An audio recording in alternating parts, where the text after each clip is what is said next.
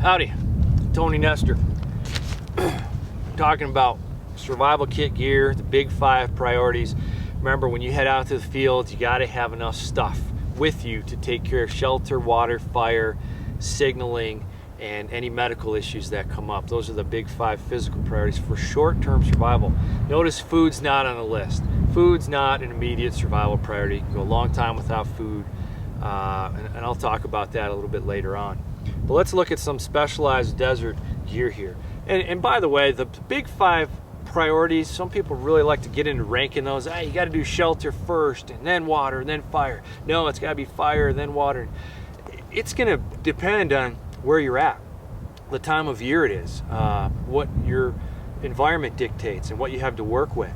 So, you know, if it's middle of summer, I'm out lost near Tucson or something, hiking around, or I got to spend the night stranded out there, I might have to just take care of building a shelter to get out of the sun and wind, and then staying hydrated. Maybe I don't need a fire. Maybe that's all I have to take care of.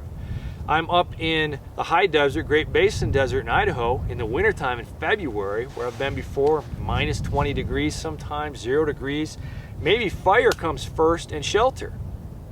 And then I melt some snow water, or melt some snow for water. So, you know, your priorities are the ranking of them is gonna depend on the environment, where you're at in the time of year. But you're gonna have those 5 to take care of. All right, let's look at some desert gear. Push all this stuff aside here.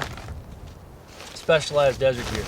I already talked about the importance of having your Benadryl with you, that fast melt Benadryl, in case you have a problem with bee stings, insect bites, spider bites, but mostly it's the Africanized bees. They are a problem in the lower deserts, Phoenix, Tucson, Southern California, the Sonoran Desert, in those areas as you go into Mexico.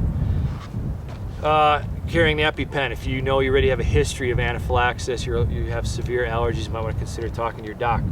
But other stuff to carry. You're going to need some sodium replacement stuff, either powder or food. And the reason that sodium replacement is so critical in the desert is because of something called hyponatremia. And you see these signs at the Grand Canyon all the time. Be aware of hyponatremia. If you go hiking in the canyon, make sure you have some sodium replacement. The reason being is that when you're in the desert, you're out there, it's hot, you know, it's 110 degrees, you're pounding in a gallon of water every 2 hours or so or more, and you're feeling like a human waterfall. It's going in and going out. So when you're drinking that much water, copious amounts of water, you start to get into this chemical imbalance, this electrolyte imbalance, where every time you pee, you're flushing the sodium out of your system. You're diluting the sodium and electrolyte concentration in your bloodstream. That's where this comes in. Because, yeah, you're technically hydrated. You've been pounded in a quart of water every 30 minutes, every hour. But if you're not balancing it out with this stuff, you can get hyponatremia. Hyponatremia is also called water poisoning, and it's the opposite of heat exhaustion. Heat exhaustion is a lack of water in your system, a lack of volume, and that's where you're peeing a dark colored fluid because you're dehydrated. Hyponatremia, you're peeing a light colored fluid, probably even clear, but you're flushing the sodium out of your body. So that's where this stuff comes in. I carry both these. When I'm on my own day hikes out for a few hours, I like having some salty nuts and pretzels, that kind of thing. I bring that along. Every 30 minutes of drinking water, I'll have a handful of this. You can also get this Gu2O, the Gluconade, any of the quality electrolyte replacement drinks out there. I would avoid the Kool-Aid type drinks. That stuff's food coloring and sugar. It's gonna make you sick.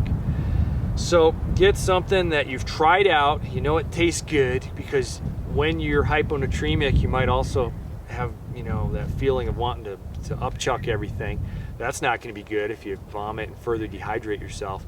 So get something that you can get down when you're not feeling too good. I like either of these, but make sure it's a good quality sodium replacement powder or some pretzels or nuts or something like that.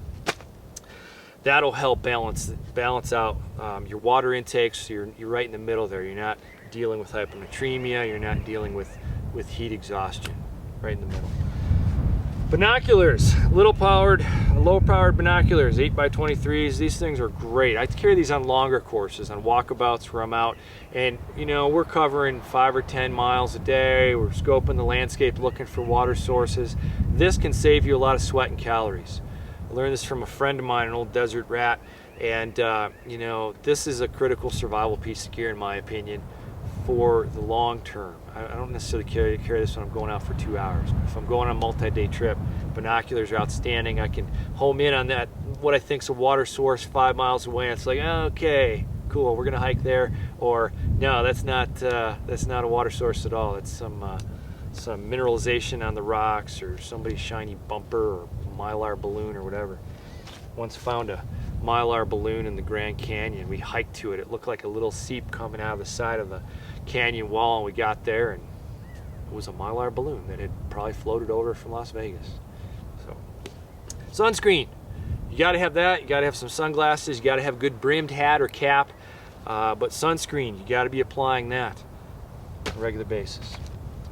And lastly, some goggles. Again, this is more multi-day stuff. If I'm going to be out for a long day hike, a couple days, I have some goggles. These go over my glasses because I've been out in a few sandstorms and it's not fun getting a corneal abrasion or something like that.